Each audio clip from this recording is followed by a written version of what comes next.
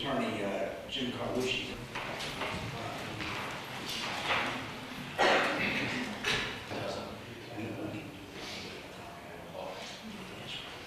Yes.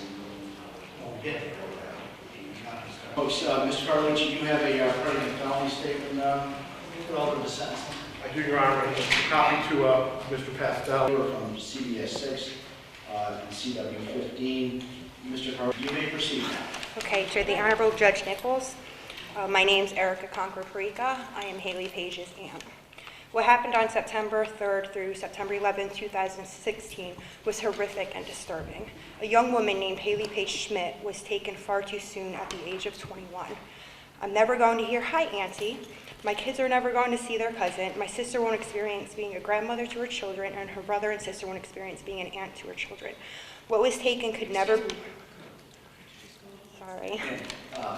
Sorry. Of course, in court, you have to have a stenographer. I realize it's very emotional for you. If you could take a breath every once in a while, slow down as best you can. I see you're shaking. If you need a moment, by all means, you let me know, and you may take a moment. You understand that? Thank you. Go ahead. What was taken could never be replaced. What happened will never be erased. My family is struggling with this so bad. It has affected us all and will affect us to the day that we die. Physically and psychologically, our family is completely broken down now, and we will never be the same. How would you feel if this was your child? Yet you show no remorse or any emotion. How could you be so cold, knowing how much she cared for you? How could you take such a beautiful young woman from us is unbelievable. How could you just let her poor body sit in the woods and then leave her there for a week while we're out searching high and low, day and night? The whole time you knew where she was. Come on. You are a repeat offender. You prey on women and make them take the blame for your mistakes.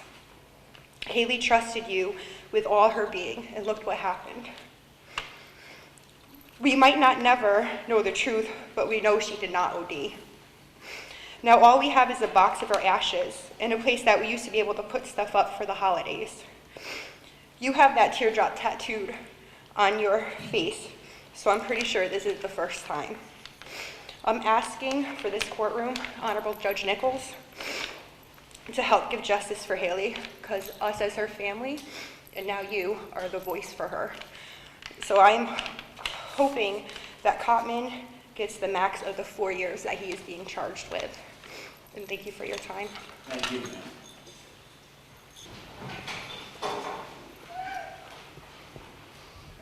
I'm Good afternoon. Jade Schmidt. Could you pull the mic? Okay, you good? Let me first ask them, do you want to be on audio vision? Yeah. You're okay with it? Okay. Go ahead. Your Honor, Halle Paige was my baby sister. To be able to sit here and to put into words the effects my sister's death had on my family and will always have on my family and I is impossible.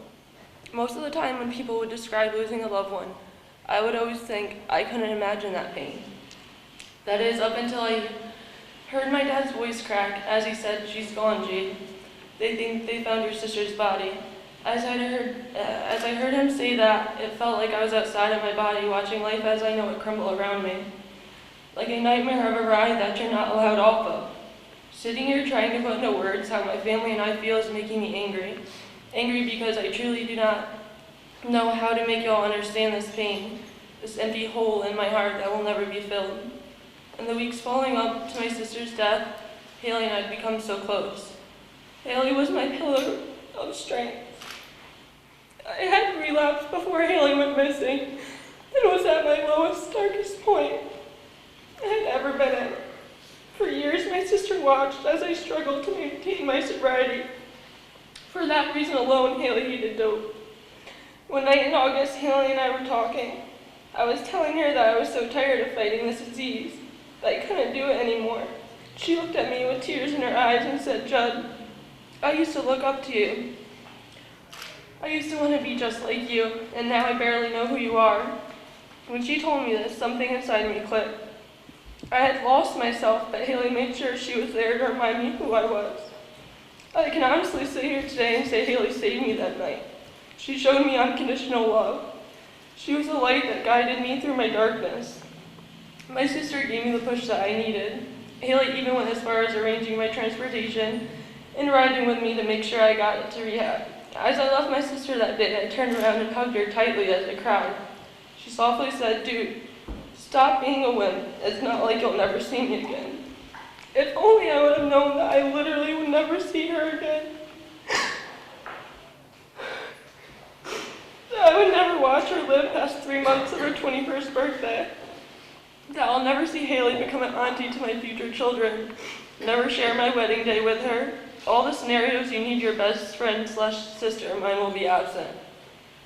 Haley may have been my little sister, but in many ways I looked up to her as if she was my big sister. I admired her strength and willingness to say what was on her mind with no filter. I admired how she would always protect those she loved and cared about. She taught me so much, and I couldn't wait to get out of rehab and tell her how much she had helped me. But nowadays, when I see my friends and their sisters interact, I get jealous. Jealous when I see sister tattoos or anything, to be reminded that my sister was ripped away from my family's life. That I no longer will ever have the person who knew me the most out of my whole entire immediate family. I have the worst anxiety and spend most nights crying into my pillow until I can calm myself down enough to fall asleep. I sometimes feel very bitter and feel like I have very little to no faith left in humanity since this tragic event happened. Haley was a yin to my yang. In fact, we had matching tattoos of yin-yangs on our feet. Even the sweetest of memories I shared with Haley now bring anxiety, tears, and sadness. Some nights I have to tell myself she is in the other twin bed she used to sleep in when she spent the night just to fall asleep. If I think about never seeing my sister again, I feel physically ill. One of the harder parts of this experience is seeing how Haley's passing has affected everyone in my family. Hearing your mother's voice crack as she speaks of her baby, my mother, along with any other mother, should never have to bury their child. My mom had the worst panic attacks throughout my childhood, but they subsided a while ago. But since Haley's passed away, my mom can't even drive alone in the car without having a panic attack. She can't even talk about my sister for more than 10 minutes without being in tears and a nervous wreck. My grandmother just lost her husband about a month and a half prior to Haley's passing. She could barely deal with losing my grandfather, yet alone her youngest granddaughter.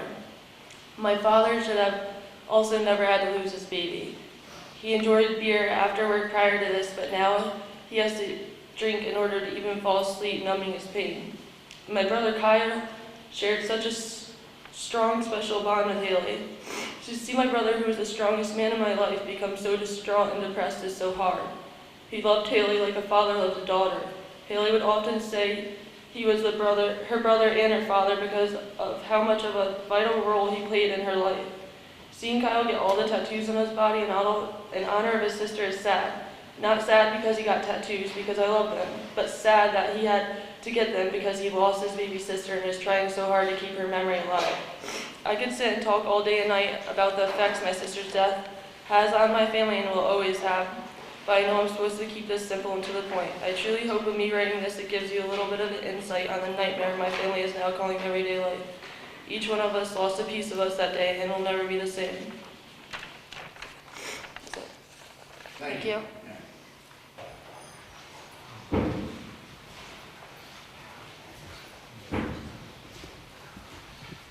My name is Angela Concra. Haley was my youngest child, my baby. On September 10, 2016, our lives changed forever when investigators knocked on our door, sat us down, and gave us the news that they located the body of my deeply loved daughter. She was energetic, fun-loving, free spirit who would help those she cared about in need. She loved her family. She was very loyal and protective. She had a love for animals, loved working as a waitress and meeting new people. She could light up any room she walked in and make everyone laugh around her. Haley's death has left that empty, hurt, and lost feeling that I struggle to cope with every day. The I love yous are gone forever. I will never be able to tell her I love her for the rest of my life. And hear her say those heartwarming words back to me. Our family is forever broken, and we will never see her infectious smile, hear her laughing at the top of her lungs with me in the car wherever we went. Haley was my shopping buddy, my partner in long talks that we had about life. We will never witness Haley become a tattoo artist or achieve her goals in life, which she had many. Haley was a brilliant artist. One of her goals was to become a tattoo artist one day. We will never be able to see her get married and blossom into an adult woman. Haley said she never wanted children of her own, but often said she couldn't wait to become an auntie.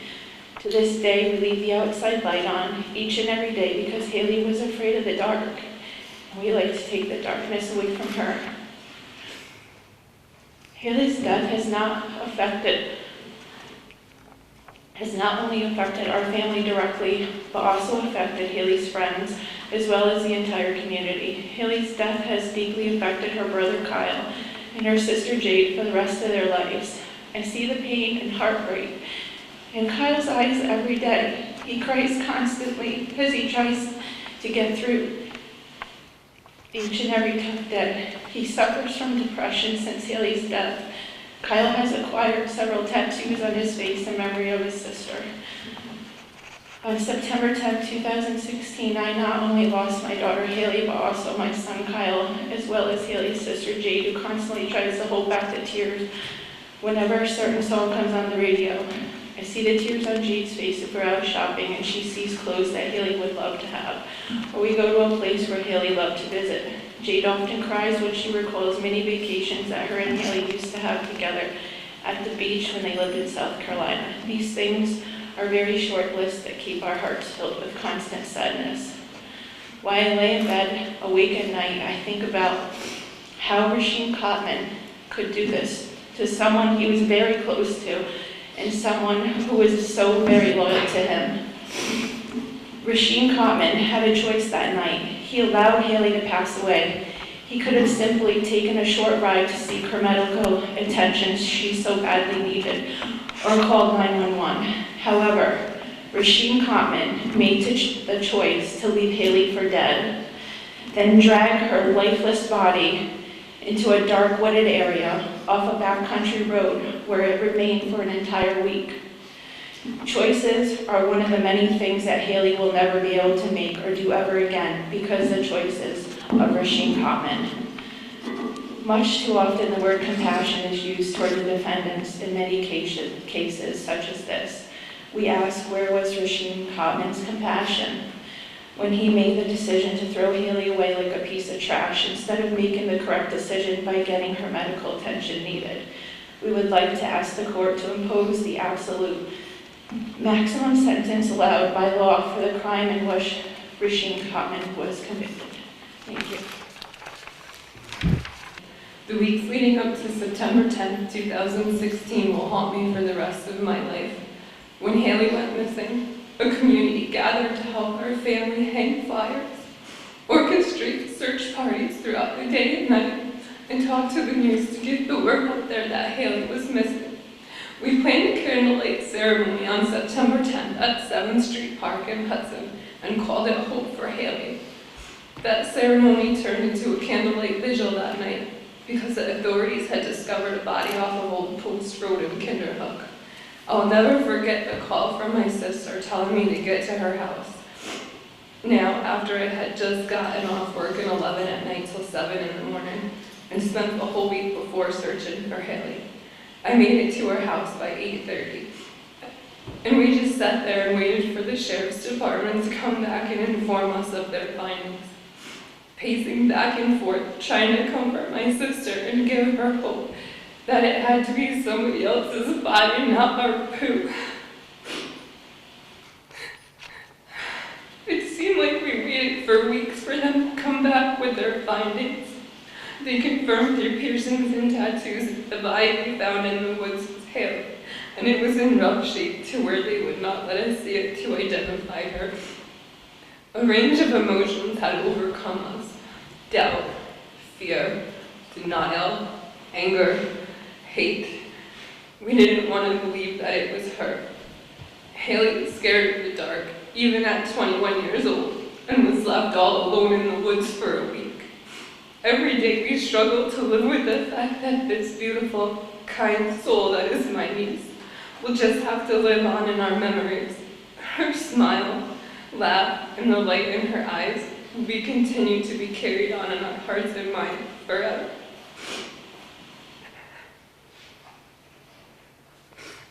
Every day and night I struggle with the fact that I will never hear her say Aunt Jen again, or spend nights over at our house, because her and my daughter were very, very close. My daughter and Haley's birthdays were 2 days apart.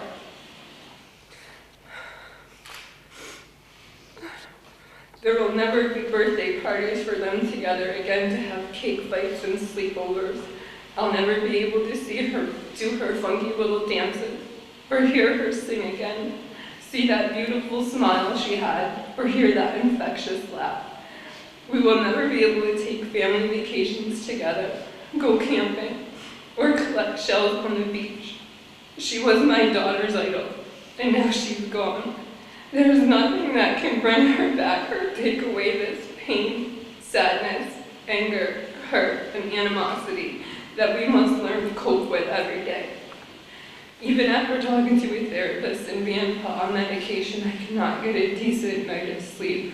I am startled awake in a panic. Haley is always on my mind, to the point that it interrupts my daily life, such as eating, sleeping, and concentration habits. I cannot think about how someone she trusted could do this to her. Someone that knew her could just hurt her and have no remorse for dumping her body in the woods, and all he's being charged with is concealment of a corpse. As a known felon and drug dealer with a past, I urge the court to put yourselves in our shoes.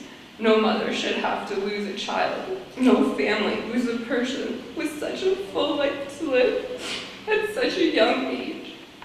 We should not have to look at her empty room with her belongings in a box that contains what remains of her. We should have our Haley with us. She should have never been taken away. If the cause was ruled as a heroin overdose, I don't understand how Mr. Cotman and Mrs. Arnett did not call 911 or drive her to the hospital that was only minutes away from the Joshua Motor Lodge. 1.8 miles to be exact.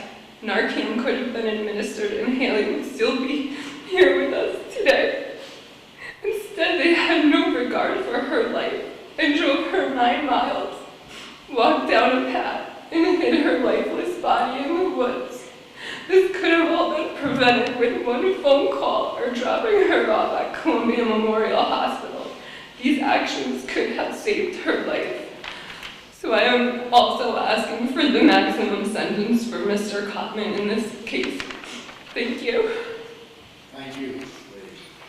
Do you wish to put anything on the record regarding a sentence recommendation? Name's Halle Schmidt. Sir, you can pull that microphone up a little bit, please. Just hold on 1 second, I know it's very emotional. Go ahead. My name's Halle Schmidt. I'm Haley's older brother. Hey Rasheem, can you make eye contact with me? Or look at me in my eyes? There you go. I hope every time you close your eyes at night, hope you see my baby sister. I hope you see her laying her down in the field. You ain't looking at me like a man, because you ain't a man. Yeah, this is going to be an opportunity Or that's enough. to antagonize the defendant, and I would just ask that. Oh, yeah. All right, under the law to speak for the victim who's unable to speak. Yeah, exactly. And he can be man enough to even look me in my eyes. That says something on its own right there. Look away to the ceiling. Look up out the window. I'll be looking out the window for the next few years. Coward. So that's what you are. Thank you. Thank you. Hi, I'm Chloe. I'm Haley's little cousin. I'm sorry, your name? Chloe Mauer. And yeah, you can do You it. want to be on our visual coverage now? Yeah. Okay. You go ahead. I don't even know how to do this, but It's okay, take your time. Haley was my older cousin, and we used to have a whole bunch of sleepovers and everything. And we would just talk about life and everything. And now I can't do that. I can't get the message from my older cousin that says, hey, can I come over?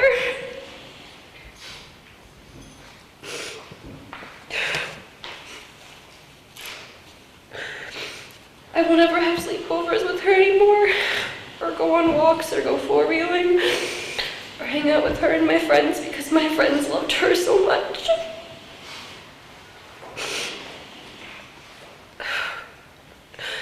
I won't be able to say, yeah, that's my older cousin and I get to spend time with her.